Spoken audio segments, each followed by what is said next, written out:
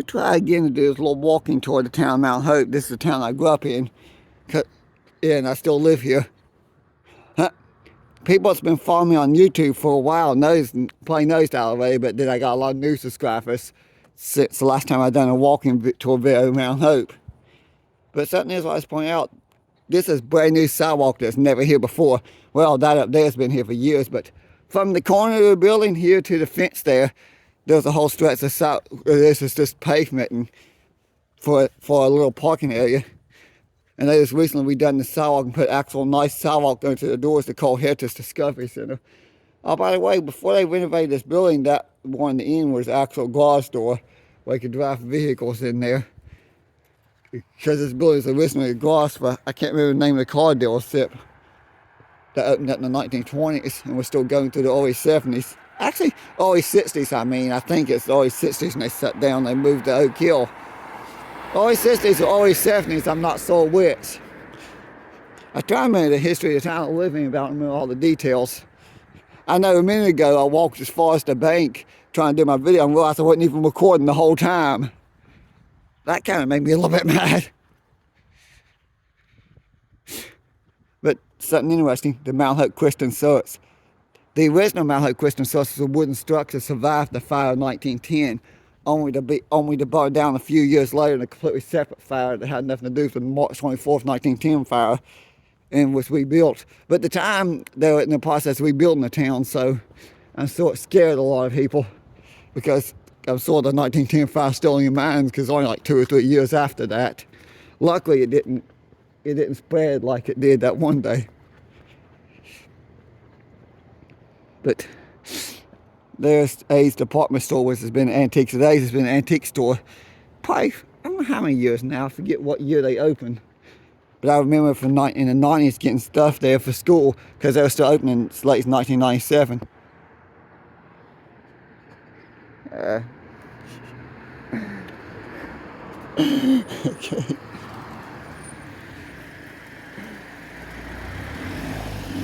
Cutting up the laugh here.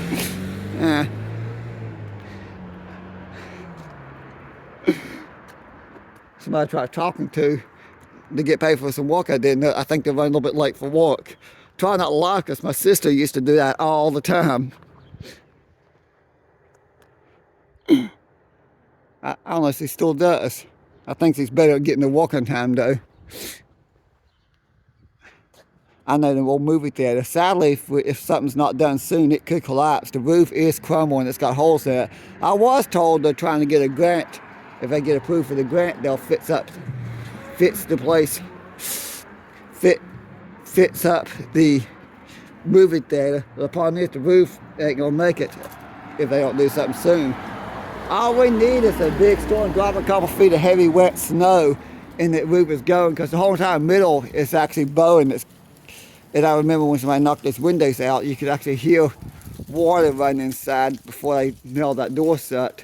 You could actually hear water running inside there after a good rain. Now there's still 2 storefronts on the end here. I was told the owner said he may or may not sell, but he has that made up his mind. I just know there's some kind of ordinance needs to be put in place to make people that sits on his storefronts and does absolutely nothing with them do something. But they did talk about enforcing those codes at the city council meeting. Hopefully they do. So see how that goes. Because Peggy Sue's and the little toy storefront next to Peggy Sue's, I think they're too far gone to save. I might be wrong, and you might be able to. Actually, maybe you could.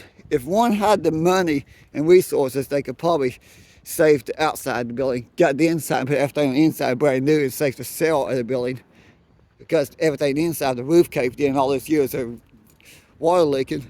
Movie theater, I don't know how bad the inside is, but I do know it's a fact the roof is crumbling, and I'm surprised it hasn't collapsed already. I think the only reason it's still standing ain't got a major snowstorm. But the owner, whoever bought it from the Bottom Fraser family, has been sitting on it for at least, I know more than 5 or 6 years, not quite 10 years, but they bought it when I still lived here on 2nd Street, like in 2000 Street, and I've been living on Broad Street for almost 6 years now, so they've owned it and never done anything. I remember Peggy Sue's was open.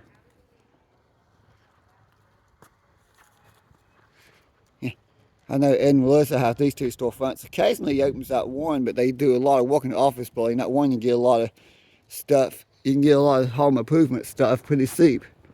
This place I want to see more business go to.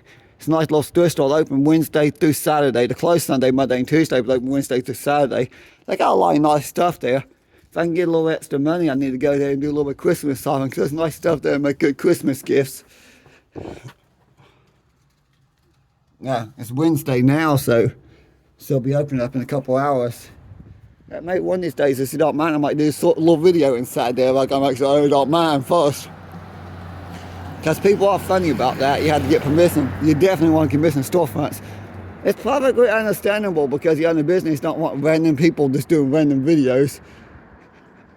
Which I say people are funny like that, they kind of do get a little upset, which I guess I can't blame them, because if you're sitting there running the store, you don't want somebody to come in and randomly start filming without your permission. I know I've done a few videos of the coffee shop back when it was open. Sadly, Coldbucket Coffee Shop couldn't survive. They tried to. I give them credit, they tried.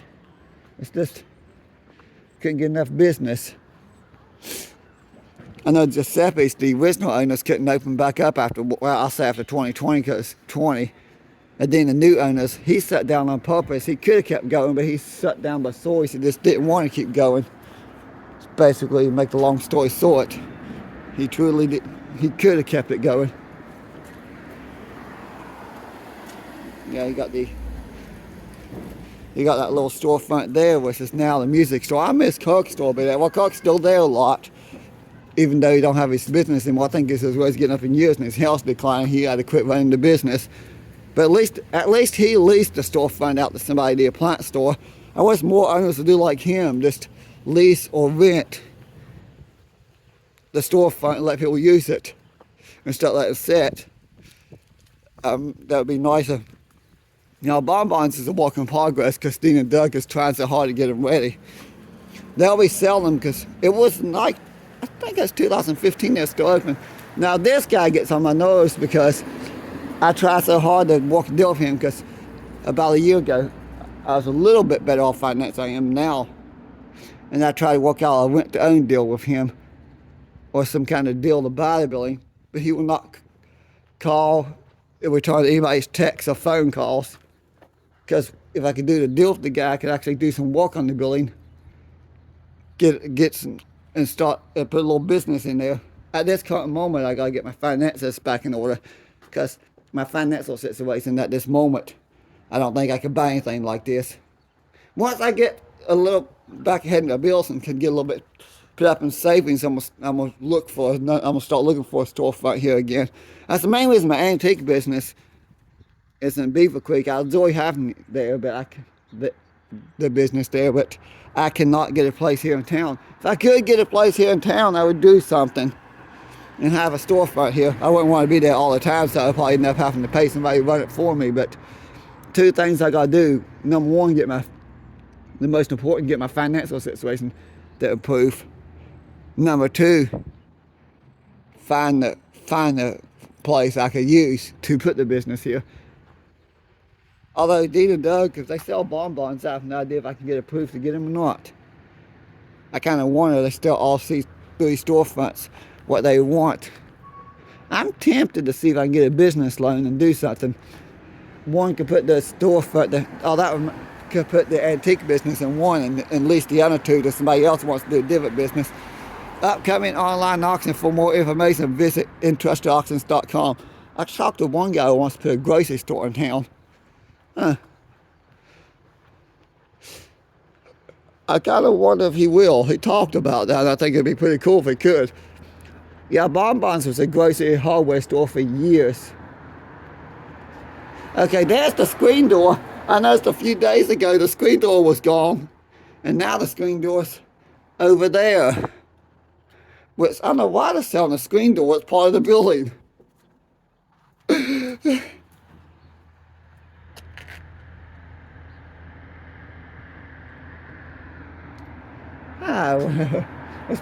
Now I think it's, I don't know how long that screen door's been gone. It's probably been gone more than, because I say a few days ago, but I think it was one day last week I noticed it gone, but most likely it's been gone longer than that. And what try point of business we do have, we have that little store here, the Helping Hands Wet Care, and then an electronic repair shop over there in the corner. Then got the office building upstairs. Got the Bank of Mount Hope, Bear Arms Pawn and Gun, and a little thrift store next to Bear Arms Pawn and Gun. But you really don't have a whole lot here. That's the problem. This town would do a lot better if you can get a lot of businesses in. Maybe eventually, because I talked to several people who would literally open up a business if they could just get a place to open the business. That's the problem. If you have business plans and you can't get a building, the building's not available. Whereas I think that's going things will improve with time. I've been to so many towns and cities all over West Virginia, not just here in West Virginia, but other states. Greenville, Tennessee, I have some family lists down there. And there's talk to some people down there and see, because I wanted Greenville's like this at one time. I think it was years ago. I know Lewisburg has made a big turnaround in Hinton. I actually remember going to Hinton years ago. There was a lot more empty storefronts in Hinton than there are now. Now there's a lot more businesses in Hinton. I know Harper's Ferry's nice. You got a lot of historic structures there, and you got a lot of businesses too. I love going to Harper's Ferry. I went there last year in June. I was there earlier this year. And yes, I got videos of Harper's Ferry coming. I may upload this video before. Yeah, most likely I'll upload this one before I upload most of my Harper's Ferry videos. I think I uploaded most of the train videos I filmed that day because I didn't get that trip. I didn't get a lot of trains that trip. But over there's this one in the corner. I don't know, Andy Davis' family's been doing a lot of work on it. It's still a work in progress. But a little interesting thing is, when I'm missing the fire in 1910, I forgot to set up those videos. I'll do a completely separate video. That I think I'll just do a little short there because I could show the photos and then spin the camera around. Because I meant to stop and look in the front of that one building that had all those old photos showing what the town looked like before the fire. I did that when I thought I was recording. I wasn't recording, but see how many storefronts are here. Eventually they're going to rent these out and lease these out to people. But the problem is there's a lot of work in these done. They did do the most important thing though. They got the roof replaced. They did. So it was the most important thing for a building like this because if the roof is leaking, you can't really do much because it just destroys everything. So all the wood on top had to replace that, pulling off all the boards and putting all plywood. And then I think a couple of rafters had to be replaced. I know they also gutted the inside and that little tiny bit of electrical is a work in progress. I think right now I'm not sure what's holding them up now. Eventually these storefronts will be available though. Oh, by the way, this is the rail crossing. I filmed many of my train videos over the years. Yes, I filmed this crossing a lot because I live here in town. Many mornings I'll walk to this railroad crossing and film. But I'm gonna go down to Thurman and try to catch the train crossing the bridge here in a little while. Don't know if I'm making time or not because I'm gonna try to catch the Amtrak train too. If Amtrak's running on time, they're not running really late because I do have to come back and work for a few people. So as long as Amtrak's not running late, I can get them on video. If they're running like 20-30 minutes late, I can get them, but if it turns out they're like some days. There's been days where I don't have that much time to wait. They're running 2-3 hours late. And on the days I don't have much going on, have all the time to roll kind of days, Amtrak will be right on time or maybe 5-10 minutes late. So it's kind of comical. I'll do a separate video showing a lot of stuff here because I do everything in one video. I make the video way too long.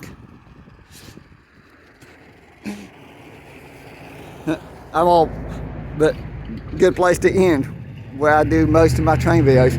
I'm always here at Main Street between here and the Stay and Drive Railroad crossing filming most of the time. I'm going to try to start going that trail down here more because it's like only a mile to walk to that one spot I know, and less than a mile. It's just behind the fire department around the curve, so I stood in the creek the other day because the train caught me off guard. I didn't know it was coming. I would have been here.